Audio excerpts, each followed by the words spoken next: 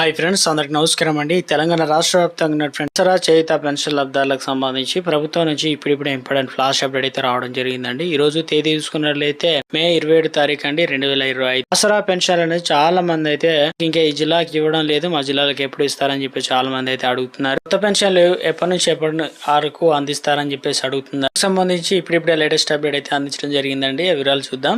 ఇందిరా మహిళలకు సంబంధించి latest update అయితే రావడం జరిగింది. లబ్ధారుల చెల్లింపులకు సంబంధించి ప్రభుత్వం 68 కోట్లు దాటిన చెల్లింపులు వీలైన చోట్ల గృహప్రవేశానికి వెళ్తా అంటూ మంత్రి పొంగులేటి శ్రీనివాసరెడ్డి.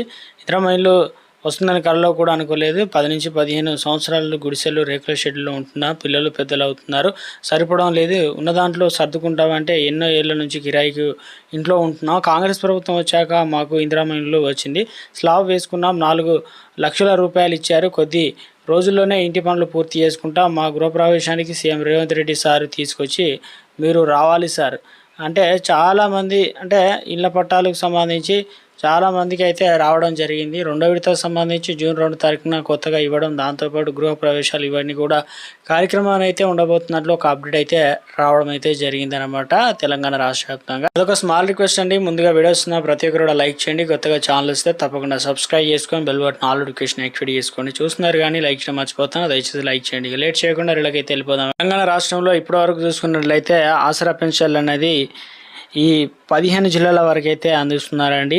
అందులో వచ్చేసి ములుగు, మెదక్, ఇక మేడ్చల్, మల్కాజ్గిరి, మహబూబ్నగర్, కమ్రంభీం, ఆసిఫాబాద్, ఖమ్మం, కరీంనగర్, జోగులాంబ, గద్వాలు, జనగామ, జగిత్యాల, హైదరాబాద్ జిల్లాలో, హన్మకొండ జిల్లాలకు అయితే అందిస్తున్నారు. ఇక తెలంగాణ రాష్ట్ర వ్యాప్తంగా రేపు పెద్దపల్లి, రాజన్న సిరిసిల్ల, సంగారెడ్డి, సిద్దిపేట, అదేవిధంగా వనపర్తి, యాదాద్రి కొన్ని జిల్లాలకు సంబంధించి ఆల్రెడీ 40% కంప్లీట్ అయిందట. 2016 రూపాయలు, అదేవిధంగా 4016 రూపాయలు అయితే అందిస్తున్నారండి.